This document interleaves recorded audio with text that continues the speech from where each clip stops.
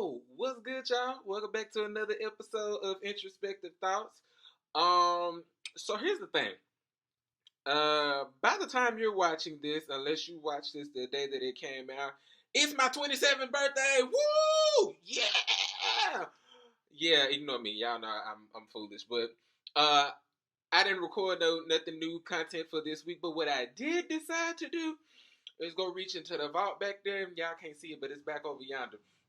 Go reach into the vault, right? And pull out an interview that I did with Dee Wedley on her podcast, Morning Sex and Pancakes. If you don't know anything of this, once you finish this interview, make sure you go support her and go check out her podcast because she talk about a lot of good shit on there. And I've been on there twice. I think the interview that you're getting ready to see was the second time I've been on there. And we had a lot of good conversation the first time and this time. So make sure you go over there, check out her stuff, check out Morning Sex and Pancakes, the podcast, go check out her site, go check out all that great stuff because she got a lot of good things going on over there, right? But over here, over yonder, back on the introspective side of things, like I said, we had a good conversation, and I hope that this video enlightens you like it enlightened me, and I was the nigga that was being interviewed, but whatever. Hopefully this video enlightens you, gives you some knowledge, gives you some wisdom, gives you some understanding, gives you what you need, so that way you can get to where you got to be. Okay? Cool. If you want to send gifts, send donations, and all that great things to celebrate 27 for me, by all means you can do so. You can cash at me. I put that down there in the description box so you can have that. But if you don't want to do that, support, the homeless people. It's too goddamn cold out here. You see I got a hoodie and a hat on. It's cold as shit in D.C. Go support the homeless people. Go support the food pantries. Go support all of the shelters. Peace, love, and light to the people that's in Texas that's getting their ass whooped by this damn snowstorm. Because what the fuck? I know I be saying it's colder than the polar bear's balls outside, but goddamn, bitch, y'all done moved to the tundra. I don't know what y'all got going on down there, but I hope y'all make it through. I hope everybody makes it through safely. I would say warmly, but clearly y'all government is playing in y'all face and don't want y'all to have that neither. So I'm going to bypass all of that. But regardless of all of that, y'all be great. Be safe. Stay safe out here. Stay warm. Stay prayed up. Say all that great things. And we are going to jump into this interview as it is in progress right now. I tell people all the time. I was like, we in a panoramic, so you gonna get what you can get. All of my interviews are in a t-shirt and a hoodie. Okay. Well, hey, yes, come on, Bob Wig. I had to. I ain't mad at it. I ain't mad at it. I am not mad at it. Look, you do what you got. Again, these locks had to retain some moisture, so you gonna see this do-rag today. Well, alrighty then. So here you go. The stage is yours for you to introduce yourself. All right, so my name is Charles. I am a former 7th through 12th grade social studies teacher, born and raised in the lovely city of Memphis, because fuck the state of Tennessee. Anybody that knows why, if you just know about the city of Memphis versus the state of Tennessee, you know why that's a thing. I am currently a doctoral student at Howard University, working on my doctorate in education, leadership, and policy. What I plan on doing with that, you have to stay tuned for that. We'll see what that looks like later on down the line.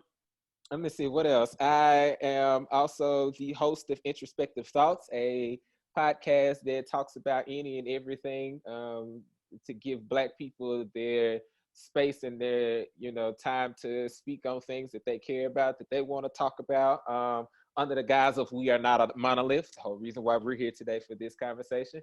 I also host the Chic and Breeze show on IG with a homie of mine from UT, and we talk about a lot of different other stuff on there as well. So catch us on IG Live on Thursdays. I want to say roughly about 8 o'clock Eastern Standard Time, 7 o'clock Central Time, wherever your time zone is. Figure out what they look like with you. And I also am a kitchen conjurer. I bake my ass off. I cook my ass off.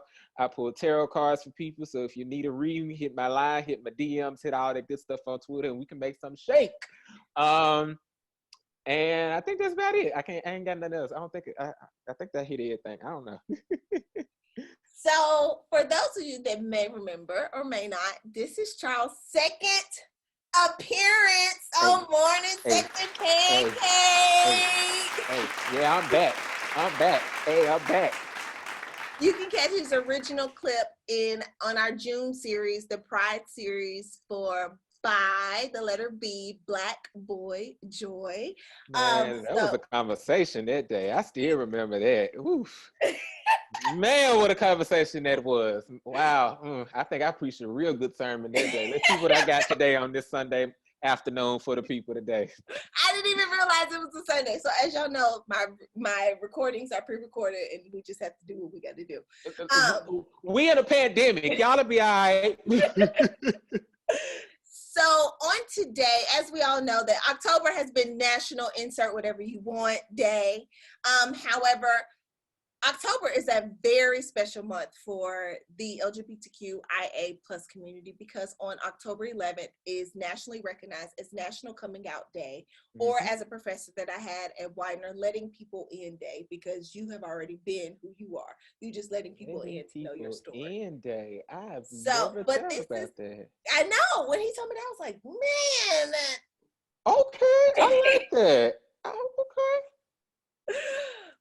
But this is also apparently October is National LGBTQIA History Month. And so I thought that the perfect candidate for today's show would be Charles, because as he said in his introduction, he taught social studies, which is what?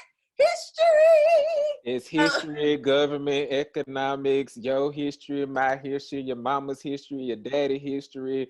History on the left, on the right, set it off on. Let me stop. Okay. So I felt like there was nobody else that I would love to bring on to have this conversation with than Mr. Charles. Thank you for having me. I'm appreciative of being here. When you hit me up and said you wanted me to be on the podcast, I was like, okay. And honestly, it put me in a space where I was like, a lot of stuff kind of just lined up because, again, I have my own podcast that I have going on and I got people requesting to be on mine. And then you hit me up and I said, there's a theme I'm noticing here. I'm like, somebody somewhere, the creator, the Most High, saying, I need you to use this voice because you have it for a reason. I need you to speak. And I was like, okay, bet. Let's get this popping. So I'm definitely grateful to be here. I'm glad to be back for, the second time. As I say on my podcast, I'm back like the passenger seat when your nigga sitting in it. So I'm just saying, ignore me, y'all. Y'all know I act the fool. If you heard me the first time, y'all know I act the fool. If y'all know me well, you know I act the fool. If you just not getting to know me, I'm gonna act the fool. So just be prepared and just know it's coming. And so, Charles, to start off the conversation, well, actually, let me back up. So there's been a lot of controversy over the years about incorporating LGBTQIA history within the school system. Y'all know I'm located in Memphis, so we are a red state, and the Tennesseans a blue county and a red state, and in the Bible Belt, in the midst of the Bible Belt. Ooh, child. Okay. They are not for it at all. We'll touch on that a little bit later. Momentarily. Because I can go there. So for you, I want to know, as a social studies teacher, as somebody like this is your profession, what does history in itself mean to people? Like, just in general, no race, no nothing. What does history mean to them? So history, I can't speak to people because people have their own interpretation, interactions. But for me, history is a map, essentially.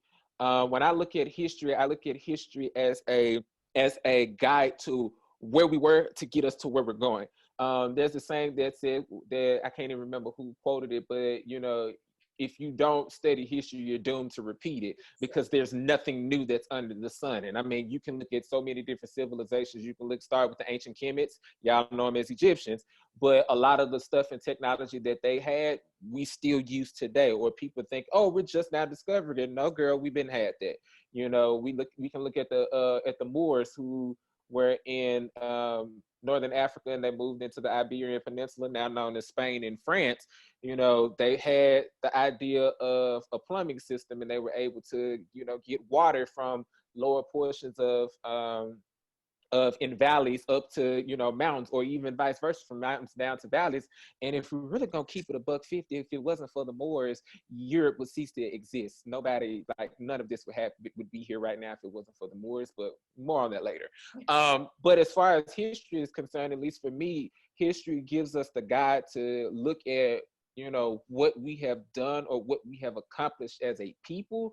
And to me, what it should be is how we can take what we already know and go forward with it. However, history has been used for several millennia as a way to demonize, to bastardize, and to what's the other word that I'm looking for? To trivialize people, to make things look differently than what it really is. And so history as a whole, at least for me, it should represent, you know, this idea of we're taking something and we're moving forward. It's supposed to be a form of progression. It's supposed to be a blueprint. But as I said before, history is not used as that. You know, if you think about the term history, what's the base word in there? His, meaning that history is formulated by men. History is always determined by the winners and never the losers. History is easily taken and can be, you know, put down, flipped, and reversed, as Missy Elliott would say, you know, in order to benefit a group of people. But then those people who have either A, already been there, or B, done something differently, you would never hear about their experiences because they were not the winners of whatever, you know, happened for them to not be winners of something. And 9 times out of 10, it's war, or that's, you know, some kind of conquest or what have you. So like I said, history, at least as it should mean to people, it should be as a blueprint, but that's not how we use it. You know, I use it as that in my classroom when I teach, when I taught, you know, history, when I taught world history, I taught United States history, I taught government and economics, I taught contemporary issues, and I use history as a basis for analysis, as a basis for application of analysis, as a basis to create something based off of what we had in the past. But, you know, people as a whole don't necessarily use it like that, and they, you know, use it to cause more harm than to do more good. So what developed your interest in deciding to teach the spectrum of history? Where did that come from? So it's interesting that you asked this question, because a lot of people would know, if you've known me since like middle school, you would know that in 8th grade, I despised social studies. I hated it. It was the worst subject ever, because it's, oh my God, we have to talk about white people coming over here and killing indigenous people and bringing Africans over here on boats as slaves. And then we have to look at them lie about how they created this nation, even though they literally are the laziest people on the face of the planet and couldn't even grow corn for themselves. And we have to just talk about all these different things and how all of that led up to where we are now. And so honestly, I despise social studies. And the only thing that I really enjoyed was talking about the government. But as I got through high school, I took a practical law class in my, what was it, 12th grade I took that? Yeah. I took practical law in 12th grade. Shout out to Miss Amy Working. I don't know if she's still at Central High School, but shout out to her, because she's the reason why I got into teaching social studies. That practical law course, we didn't study history as it stood. We looked at history from a present day standpoint. Now, you're probably like, well, how the hell did y'all do that? We took things that were happening in our community and happening around us and happening in our lives, being in a predominantly Black school. We took that, and she was able to take that and compare it to what we had back in the past, so we could so we could see how it impacts us today. And that's what kind of got me like, oh, this makes a lot of sense now. I understand. And then when I got to my lovely alma mater, the University of Tennessee, when I wanted to become a teacher, they gave me, excuse me, let me back up. I was originally a sociology major. I'm a natural born sociologist. Excuse me. I love studying people. I love people watching. I love, you know, figuring out how all these things work. Essentially, sociology is psychology, but, you know, in the physical form. Mm-hmm. But they told me at UT that because because sociology is not a widely demanded field, in the realm of education, you're not going to be able to get a job like that teaching sociology, which, I mean, in K-12 education, that makes sense because sociology is literally a semester long. But when they told me I had to switch my major, they gave me the choice between history, politics, economics, and I can't even remember what the other one, I want to say it was geography. But I was like, when I looked at the standards, geography was now being married into history, and it was being a requirement to teach geography along with history, even though it's not being done that way. I did want to teach history because I was like, I don't want to spend my time focusing on talking about white people. I want to talk about Black history. I want to talk about Indigenous history. I want to talk about all these different things that we don't get to talk about. And that doesn't mean just talking about Martin. That doesn't mean talking about Rosa. I want to talk about Fannie Lou Hamer. I want to talk about Malcolm. I want to talk about Bayard Rustin. I want to talk about all of these different people who I'm blanking on at the moment. All of these different people who played a very integral part in getting us to where we are at this very moment. And so they gave us the option between that, and they told us whatever you choose to study, that will become your major, and whatever you don't choose, that will become your minor. And so I majored in political science because I love talking about the government. I love looking at the ins and outs of government. I always wanted to try to make sense of the government. Never wanted to run for a government office. Still don't want to do it now, especially looking at what the Cheeto does 35 minutes away from my house. And you know, just kind of looking at all of that and how all of those inner workings come together. That's how I got into political science. And then history was my minor. But because political science is I mean, it's kind of like an major at UT. Most of my classes were focused on history, and I took, you know, Islamic history. I took a couple African American history courses. I took a couple Western civilization courses that I would have rather had my teeth pulled than to sit in those classes, to be quite honest.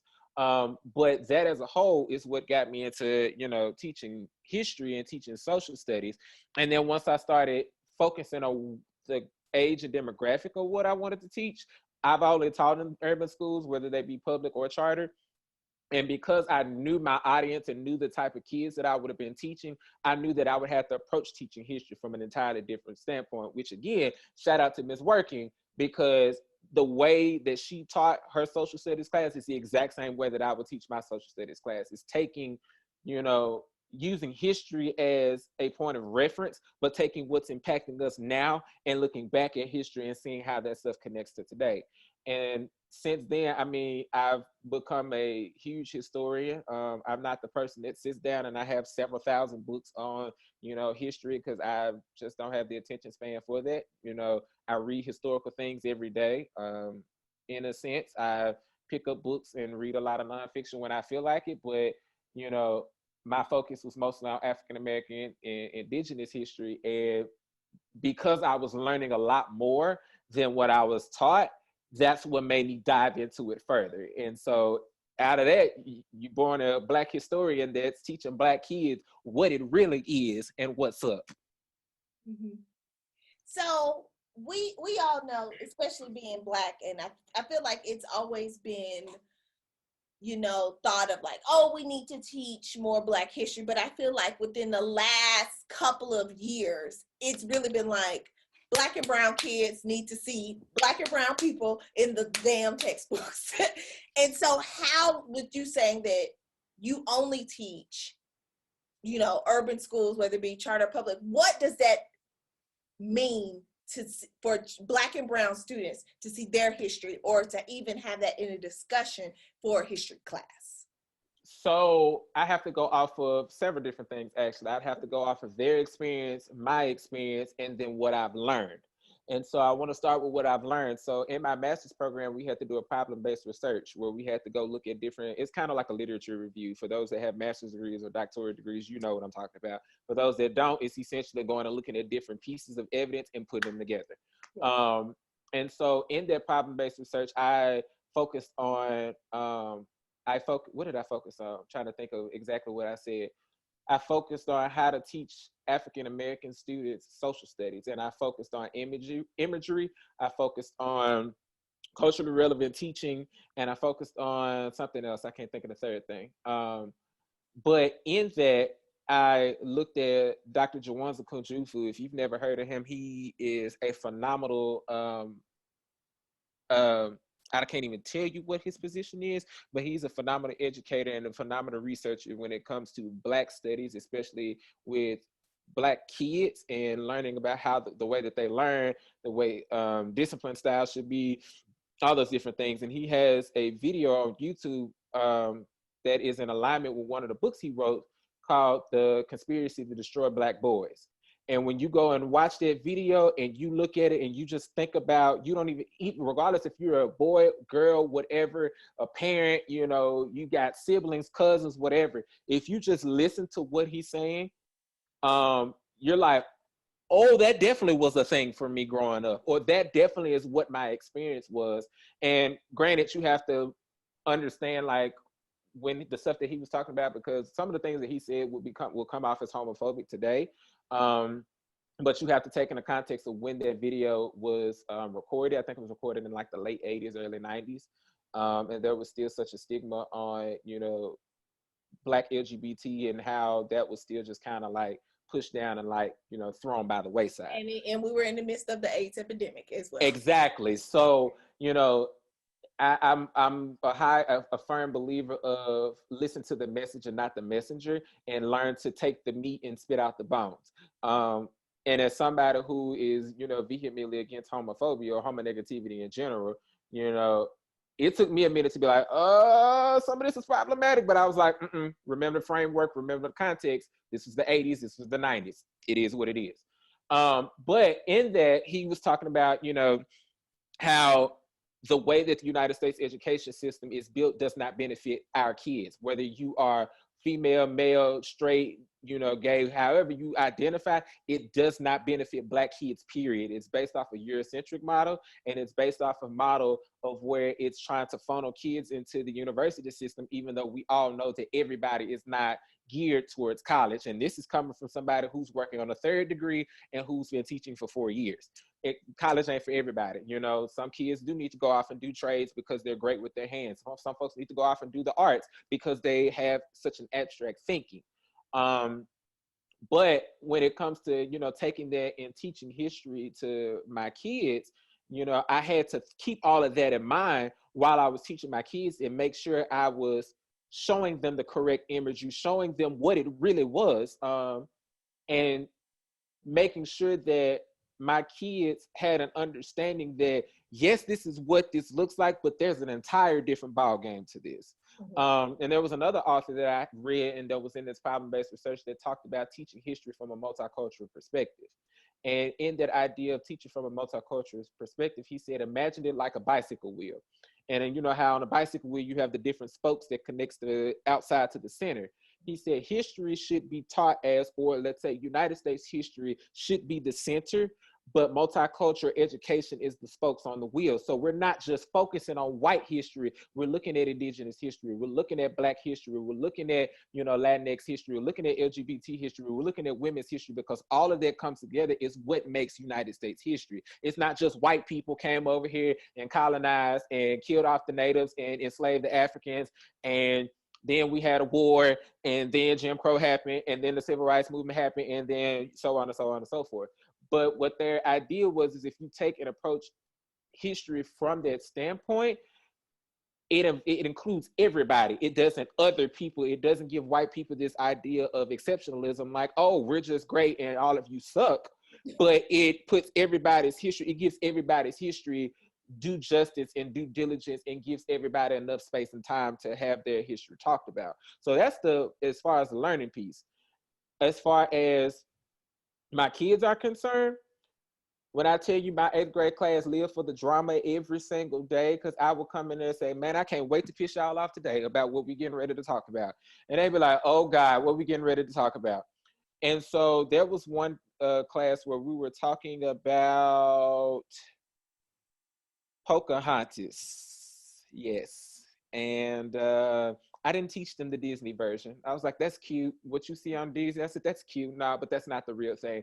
I gave them the real story, and I told them, I said, this is actually what happened. And they was like, wait a minute, she was 12? Yes, girl, she was 12. She was your age when she was kidnapped by a 35-year-old man and taken to England and raped and had her people killed. Yes, that was a thing. Um, we talked about the Trail of Tears.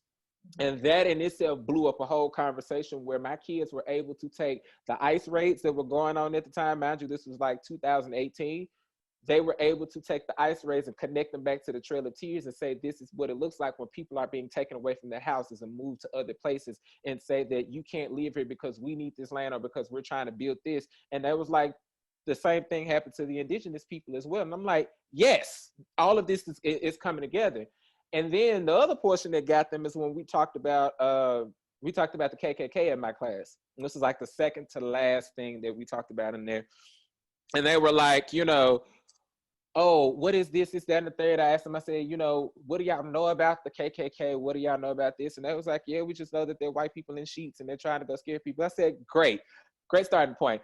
Let's look at this video. Let's look at this photo analysis. And we watched the History Channel video and they saw a toddler in a KKK regalia. And they was like, mouth dropped. And they was like, are you serious? I said, as a heart attack, I sure am. Like, this is what this is. And so when you teach, or at least in my experience, getting to that point, my experience with teaching my kids this stuff, it gives me the feeling of I'm doing my job correctly. And not only correctly, I'm liberating the minds of these students who are just used to talking about the history as it's written in a textbook. I wasn't that person to teach, history like it was in a textbook, because I had prior knowledge from different things. Even with Black History Month, I told my kids, I said, we're not going to be talking about Rosa Parks. We're not going to be talking about Martin Luther King. And I came up with that Black history fact every single day for the 29 days that we had, or 28 days. Yeah, because it's 2018. 28 days that we had, in February. And of course, I'm not the type of person that's just relegate Black history to February. But we talked about the Tulsa race riots. We talked about the bombing in Philly. We talked about the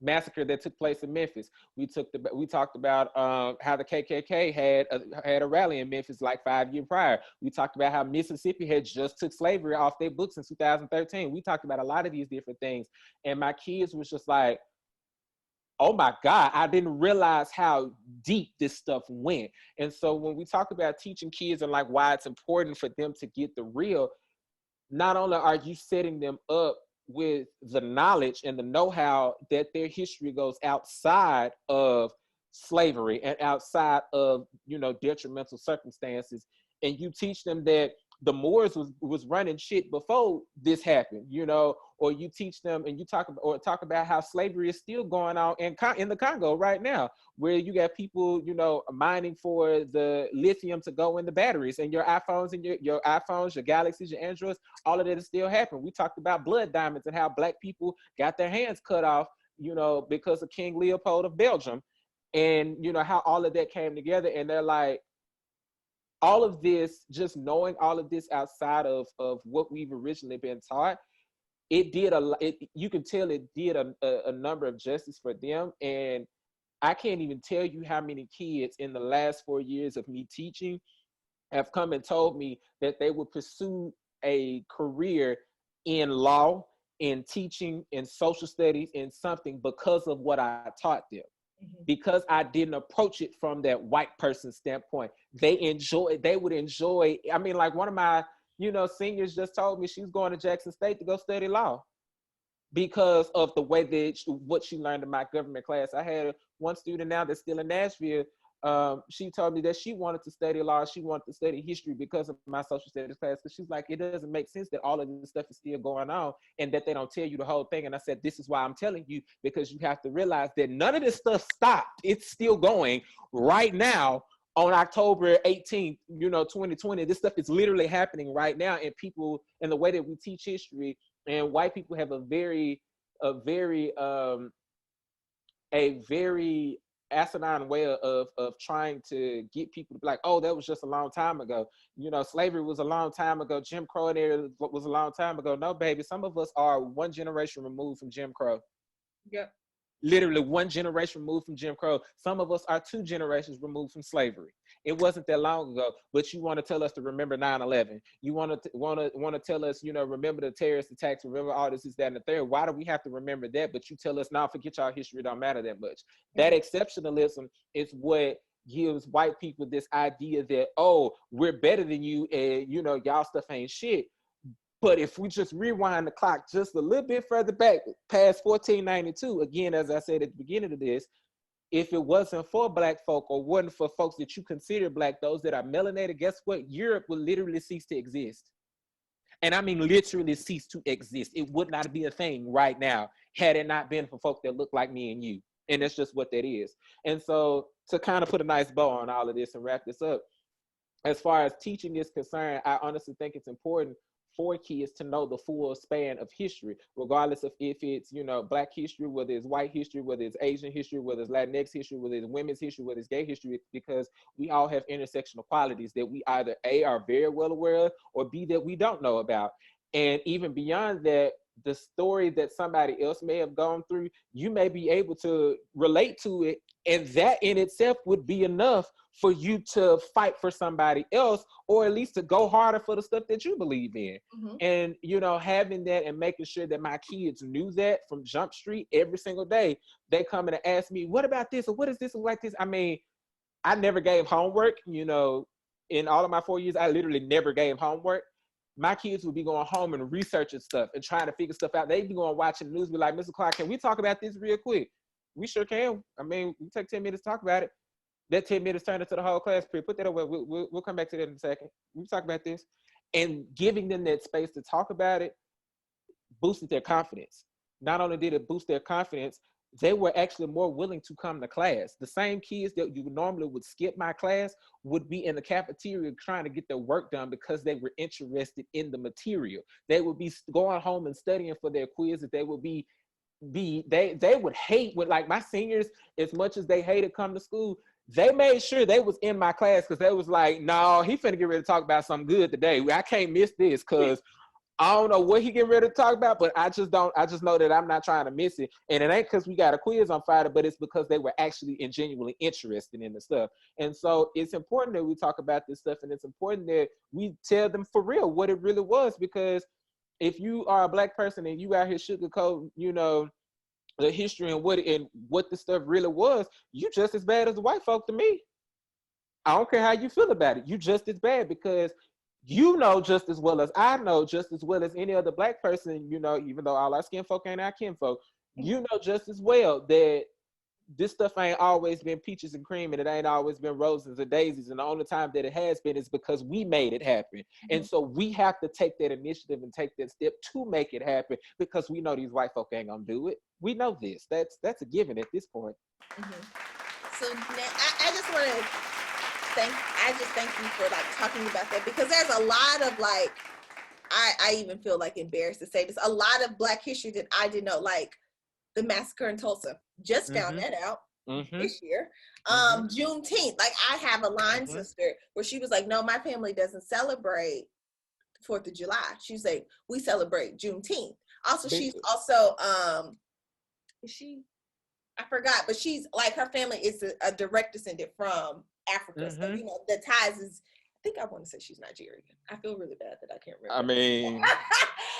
But she was like, we celebrate Juneteenth. And I remember the first time I was like, what is, I feel y'all do not behead me. But I was like, what is Juneteenth? But it wasn't until recently, within the last 2 years, I'm like, oh, even this year, I was like, I went to work on July 4th. I was like, because Frederick Douglass said it. Frederick Douglass said it so eloquently that on the 4th of July of 1776, what was Black folks still doing?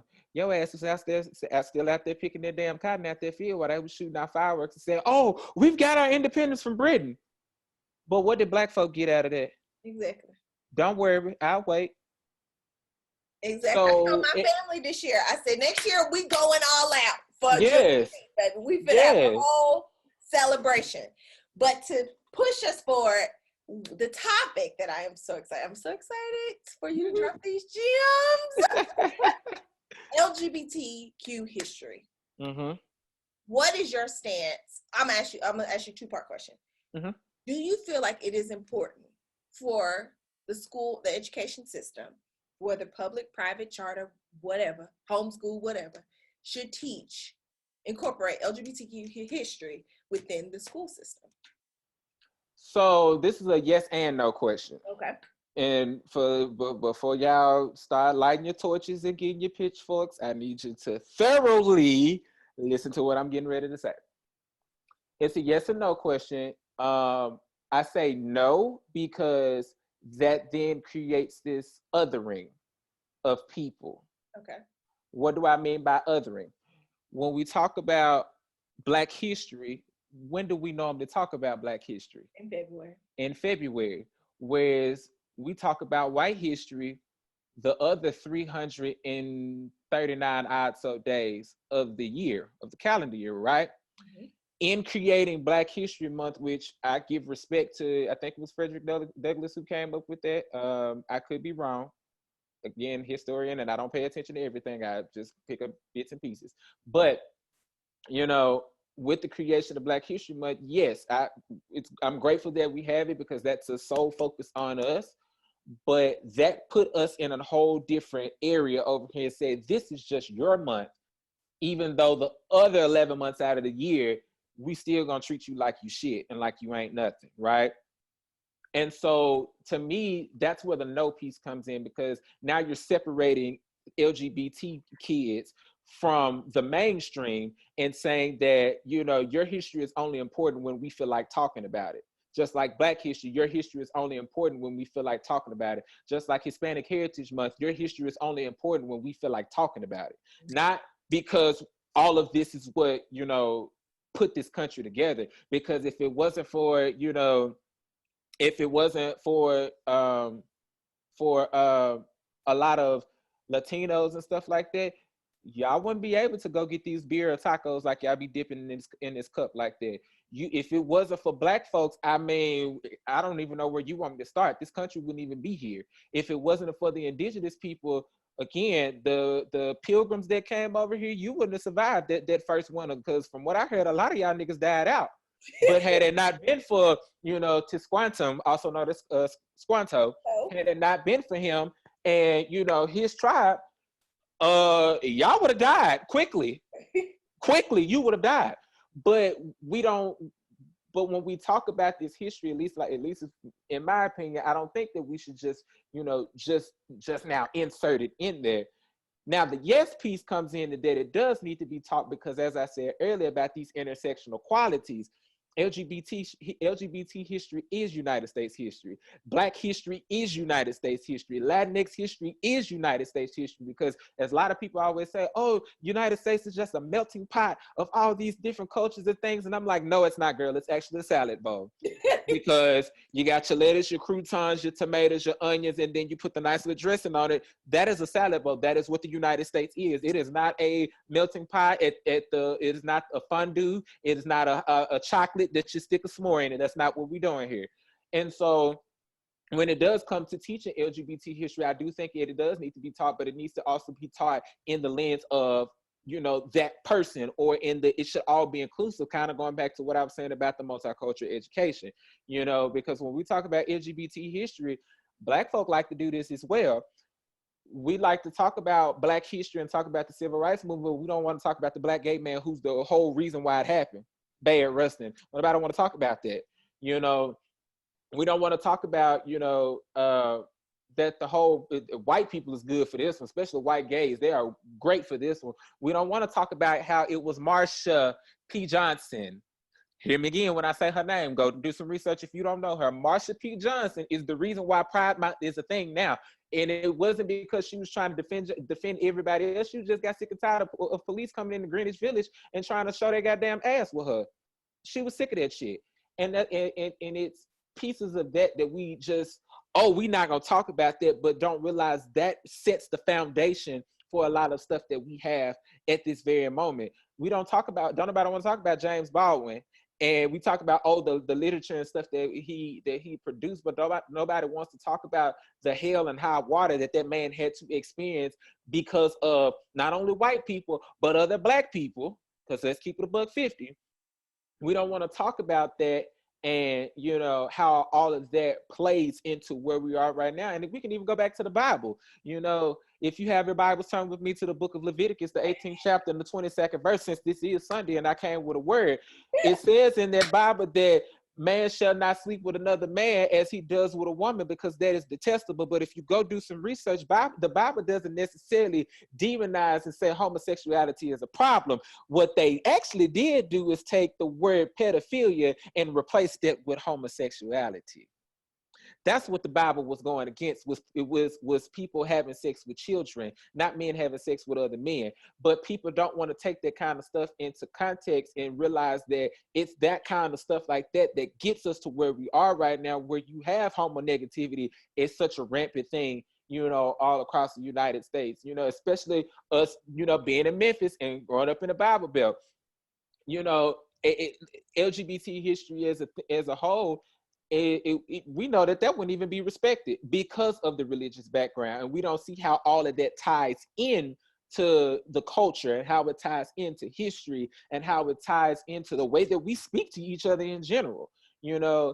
And so as far as, like I said, teaching LGBT history in schools, if you're gonna teach it, it needs to be an inclusive thing. It needs to be taught in tandem with everything else that's going on. It doesn't need to be like, oh, we're just gonna teach this in the month of October because, oh, National Coming Out Day is in the month of October, or oh, because it's LGBT History Month, or oh, because it needs to look like this. Because again, you're separate. That's causing a division between people. If you're gonna teach it like, okay, let's talk about, you know, the Civil Rights Movement. Did you know Bayard Rustin is the reason why the March on Washington for Jobs happened? Bayard Rustin was also a gay man. Bayard Rustin experienced homophobia growing up because of XYZ. We actually know he didn't, because he grew up as a Quaker. He didn't grow up as a Christian. But, you know, all of those different things, along with Bayard Rustin having to disband and having to dismiss himself from the company of Dr. Martin Luther King and the Southern Christian Leadership Conference because he was homosexual.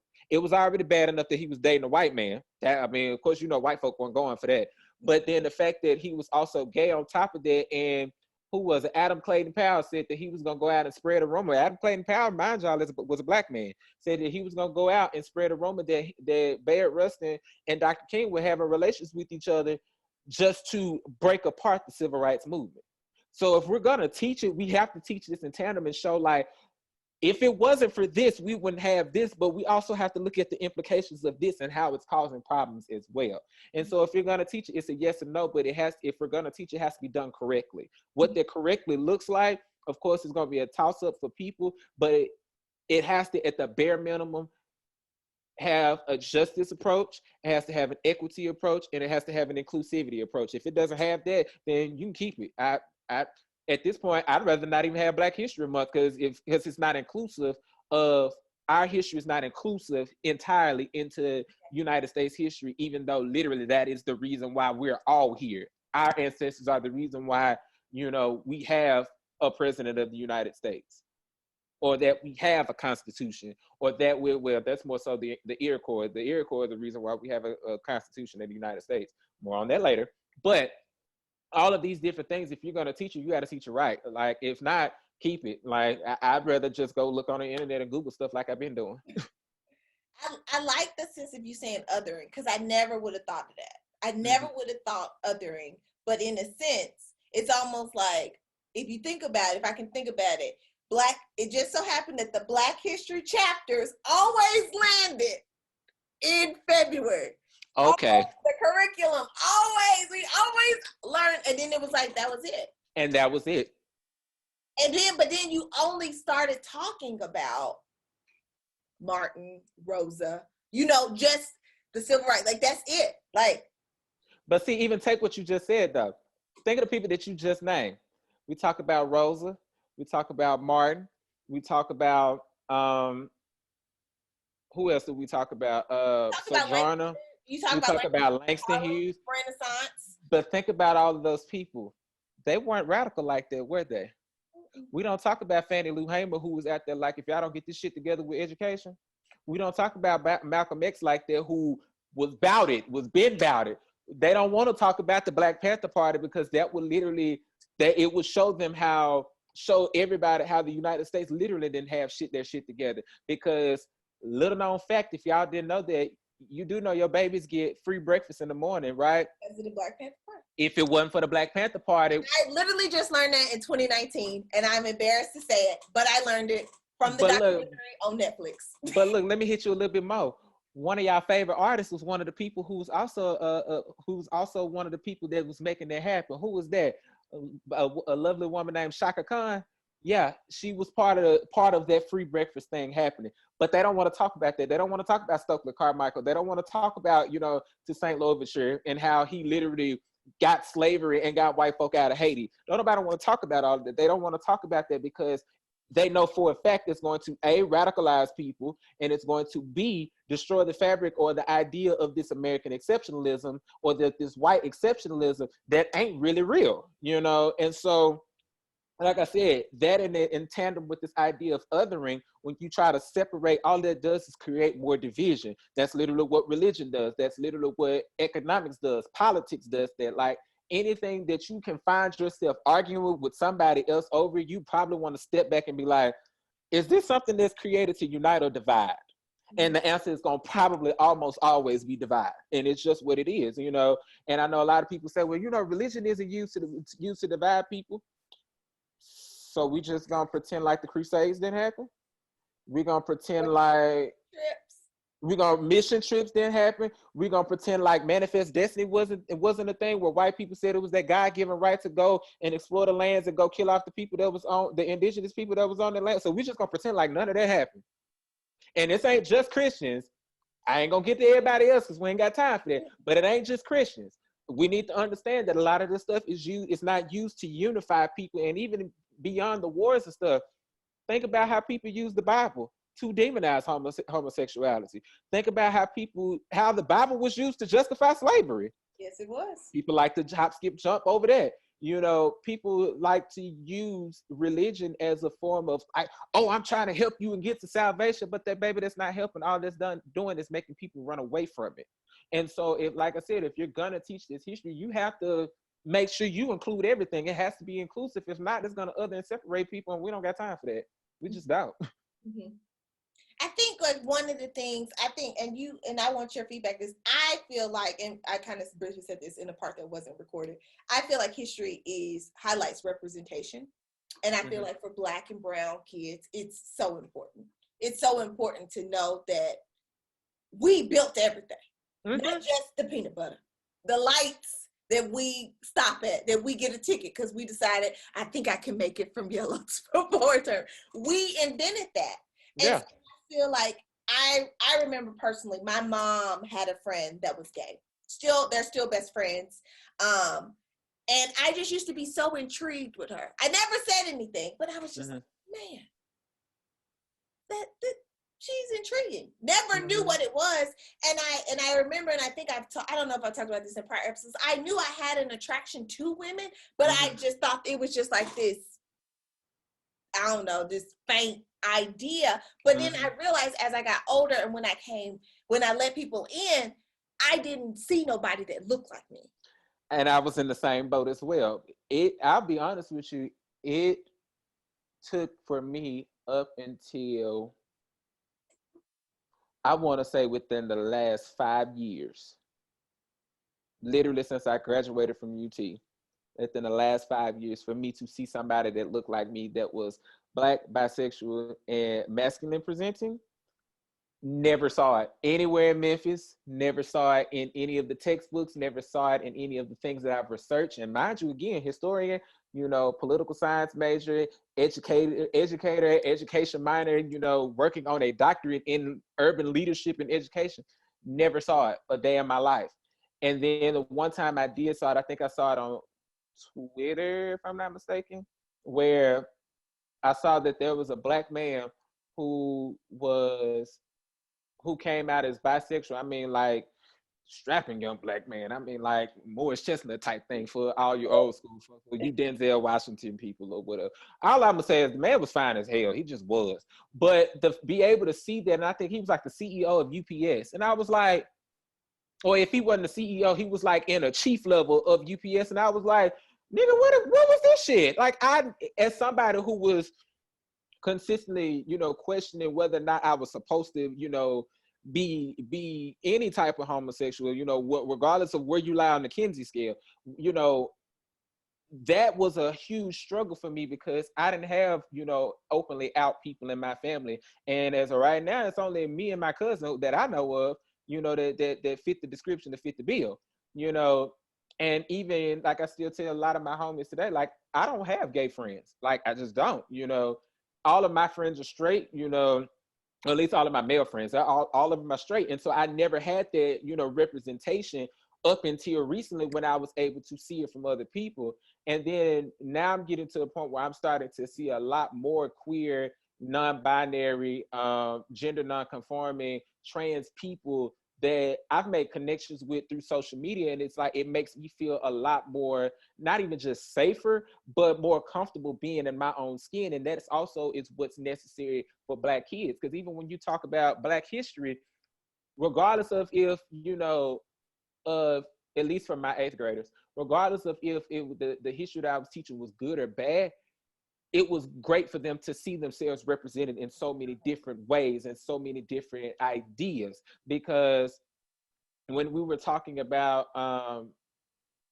we talked about at the very end of my 8th grade class, because we were done with the curriculum, state testing was done, all that good stuff. And so I told them, I said, we're going to go to high school for 1 week, because I taught 9th grade history my first year of teaching. And so I still had all of my stuff from that.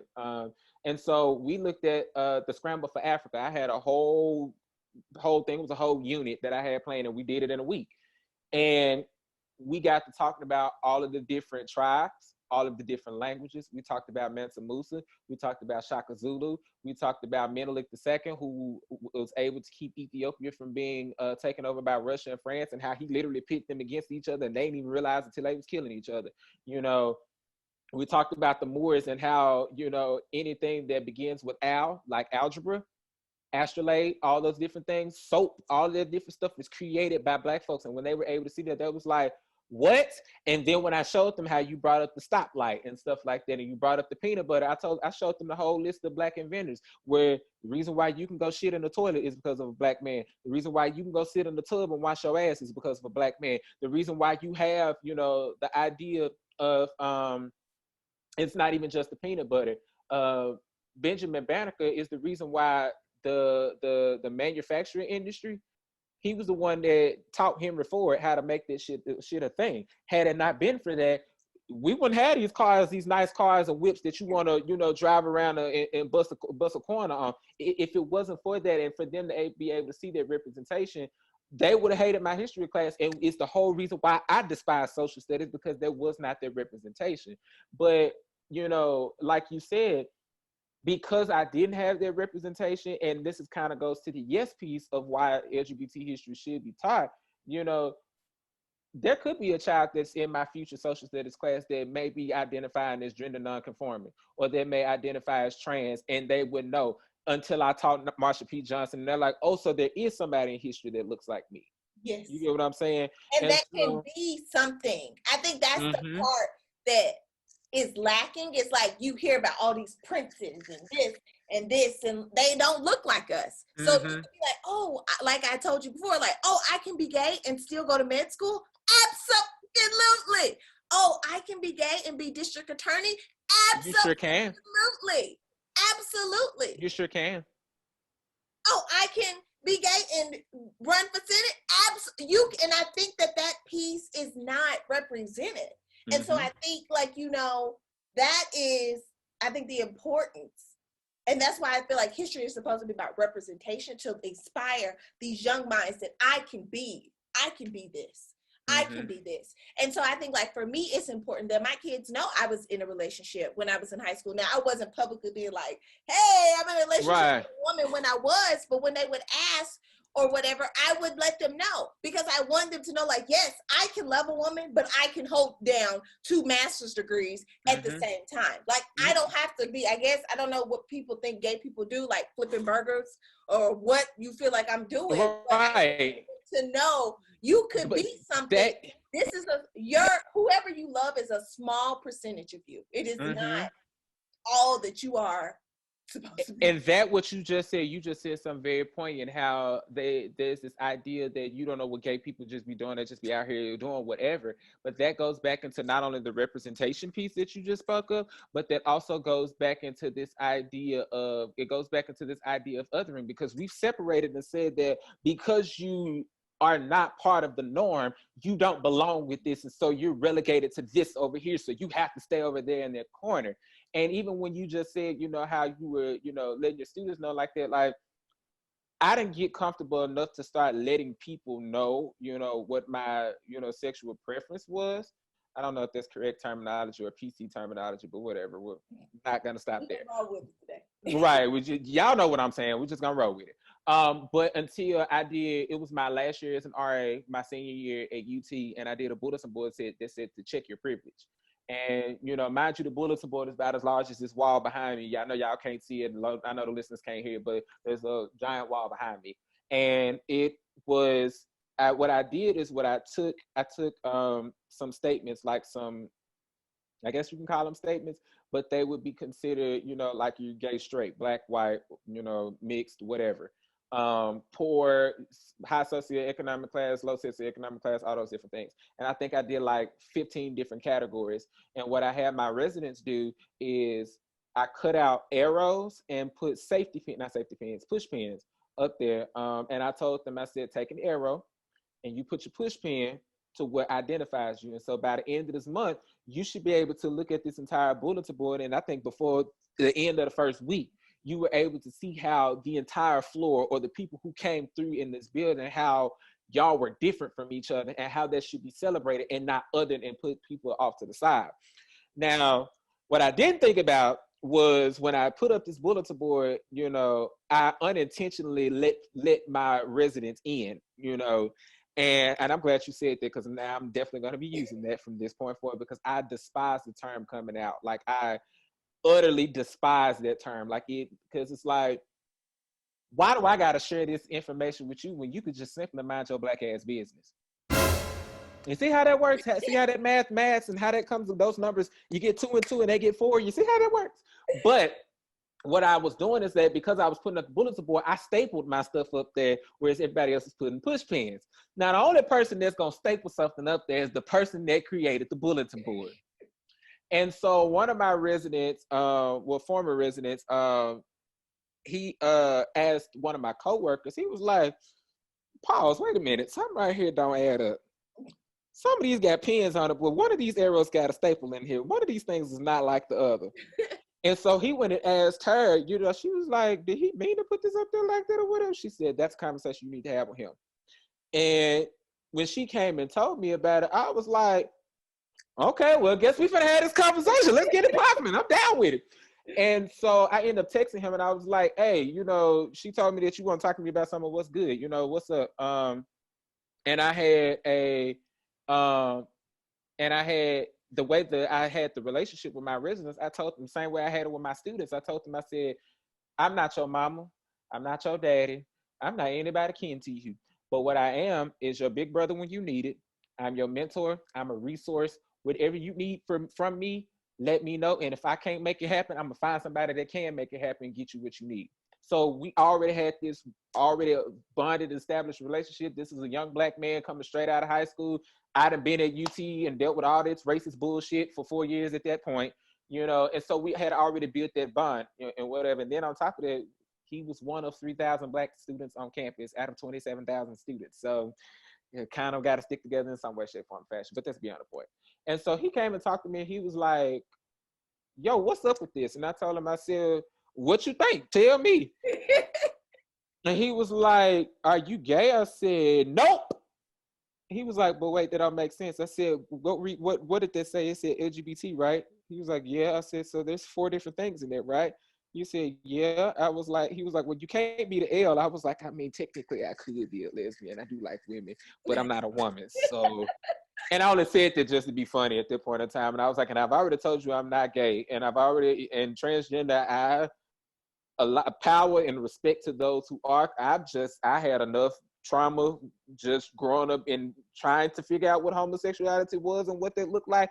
More power to y'all. I can't do it. I don't know how y'all do it, but that takes a special type of person, a strong type of person to navigate those waters. But I told him, I said, but what I am is bisexual, if that's what you're asking me. He was like, bro, I would have never knew that. And I was like, yeah, I know. I said, because what about me? Anything that's, because we were sitting in my room at the time, I said, what about me? Anything in my room or the stuff that I talk about, or the things that I'm participating in, because I wasn't part of the pride community or the LGBT community at UT, because white gays are still racist at the end of the day. If y'all don't know that, okay. Which PSA, I'm gonna get back to the story in a second. PSA for you cisgender heterosexual black folk that say that black gays go up more for their sexuality than they do their race. I really need you to go actually talk to a black gay person or a black LGBT person, because they probably gonna say this exact same thing that I said, unless they're one of those folks that ain't your kinfolk. I'm just saying, because white gays are still racist. They still hold up their privilege. And they still have that destructive entitlement. And they still have that destructive entitlement and that exceptionalism, just like where poor white folks say, well, at least I'm not a nigga. I may be poor, but at least I'm not a nigga. Come on now. It's the same thing. I may be gay, but at least I'm not black. At least I'm not this. It's still a thing. Like, I don't fool with the white. I don't fool with the LGBT community as a whole because of that. I just don't. I'm sorry. I would hate to have to go to North Memphis and lay you out on Hollywood and James, Chelsea Avenue, Jackson Avenue, and put you in the concrete because you want to say some sideways. I'm sorry. Anyway, well, back to the story. But I told him, I said, what about any of this stuff that is around me, or the stuff that I participate in? What about that would give away that talk about my sexuality? He was like, it doesn't. I said, I know. I said, because I've gone through so much over the last 15 years, because at that point I was 22. Yeah. So 15 years will put me at 8-7. Yeah. I said, I've gone through enough in the last 15 years to where when I did appear to dress feminine, that was the issue. When I did get to the point where I was like, okay, when I had to invite myself in, because I wasn't even out to myself at that point, well, before then, I was like, I had to get to that understanding for myself, and that took a lot to get to that. He was like, bro, I deeply respect you for that. And he was like, I literally would not have been able to guess that and would not have been able to get that. And I was like, that's the thing. I said, you have no idea what somebody else is dealing with or what somebody else goes through, but you need to keep that in mind the next time you think of somebody that you say something that may be homonegative or that may be detrimental, because you don't know who around you may be in that boat. And I told him, I said, and I'm gonna keep it $150 with you, because I think he was on the track team and he was trying to get on the baseball team. He might have been trying to walk on the football team. He was trying to do a lot of stuff. I don't know. But I told him, I said, there might be a lot of your teammates who are in the same boat, and they looked and act just like me, but you would never know that they were attracted to me. You would never know that. You would never know. You know that the ladies were attracted to other women because they don't care, and they'll tell you, because there's a double standard in this society that says it's okay for women to put that out there to some extent. I said, but for us, we ain't gotta like that. So just keep that in mind going forward. And from there, I mean, we had it was like, kept it going. It was like, he was like, bro, you still my RA, you still my big brother, you still my mentor. At the end of the day, I said, it's not that I was looking for that, but I appreciate it. I didn't need that what is it? I didn't need that confirmation, because at the end of the day, I still control whether or not you move out this mug without getting charges on your room. So let's keep that in mind. So, but yeah, like I said, like you said, it's that representation piece. Like people don't think about, how important it is for you to be able to see images. And that's why I did my whole master's thesis on that, and why I'm even still today, where I'm like, we have to make sure that we are not just putting people off to the side and saying that, oh, your history only matters when I feel like talking about it. Because we know what that feels like as Black people, but why do we consistently do that to other Black people in our community as a race, in our community as a social status, in our community as an economic status. Why do we consistently still do that? Because we all are trying to get to this idea of power, but instead of us lifting up each other and going after the people who've been snatching it away from us, we'd rather tear down our own. It's that crabs in a barrel mentality, but a lot of people don't question why there are crabs in the barrel to begin with. Ooh, I ain't never thought of that. Crabs don't belong in the barrel; they belong in the sea. Why are they in the barrel in the first place? I think it's time for a 60-second praise break. Y'all can shout right there. Pass the offering plate, please. All right, let's pass it on over. Right. And I every time, like while you were talking, I was like, oh damn, I just love him so much. I just love you because you just bring so much realness and raw, but you also like bring it to where it's not like, you know, because sometimes overly woke people can use this big terminology and everybody's just like, I was just as lost as I was when we started. But you break it down for people to be like, oh, that makes, okay. And I think that's just, I mean, that probably goes a lot with your teaching background, but in order for people to get it, they have to understand it. And if they don't understand it, they're going to dismiss it because then they're like, and that's one of the things where I one of my critiques with the LGBT community as a whole is like, you can't force things on people and then expect them to be okay with it. That's just not how that works. Just like when you try to force again, we go back to religion. A lot of people were never okay with religion as a whole or Christianity as a whole until they had it beaten into them. Black folks and our ancestors, the indigenous people, the Africans, they weren't okay with Christianity like that unless they were in Ethiopia or in those places that talked about Christianity. They weren't okay with that. But what they had to become okay with it when you realize that your life was at stake with it. And so you can't necessarily force anything. And it's not even just sexuality, it's anything. You can't force to understand to be on your side, because that's not how that works. But I also believe the kind of going back to breaking stuff down, if you can't explain it to a 5-year-old, then you don't know what you're talking about. You can use all these nice, big words and all this other great stuff and say that, oh, all of these things are great and fine and dandy and cool and stuff. But folks are not, like you said, are not going to be receptive. And, I don't subscribe to the woke community anymore. Shout out to Brother Panic for clearing that. But I don't subscribe to this idea of conscious and being woke. I just read and research and watch people, and I try to treat people the way that I want to be treated, as that same Bible that some of y'all use to demonize other people says in that mug, do unto others as you would have them do unto you. It's the golden rule. Golden rule in every school, elementary school. That's the okay. And even, what is that, Matthew 24, verse 18 through 20, that says if you try to let somebody know something and they don't believe you, go get a witness. If they still don't believe you, go get another witness. If they still don't believe you, pay them no mind and go on about your job is to inform, not to convince, and not to force them to understand something. So if you don't get it, that's your decision at the end of the day. But my job is to just bring it to you. I can plant the seed, give you the seed so you can plant, but it's not my job to water it. It's not my job to give it sunlight. It's not my job to give it air. It's not my job to give it love. That's on you. And I may plant the, somebody else may come with the watering can. You be like, oh, that's what he was talking about? Yeah, but I do my best to try to break stuff down so y'all can get it. So if y'all didn't get it, let me know. Hit me up in my DMs and stuff like that. Email me. We get me on whatever this is. This is Zoom. I don't know how to mess word. I sound old now, but y'all get the point. Hit me up. We can talk, because I'm an open book. I tell people I'm an open book. We can talk. It is what it is. Yes, I just love you. I just love you so much. Thank you. I appreciate it. Thank you. So how can people get in touch with you as we are coming to close to this show that I cannot wait? Well, you all will hear it, obviously, but I can't wait for them to hear it. But how can people get in touch with you and contact you or whatever?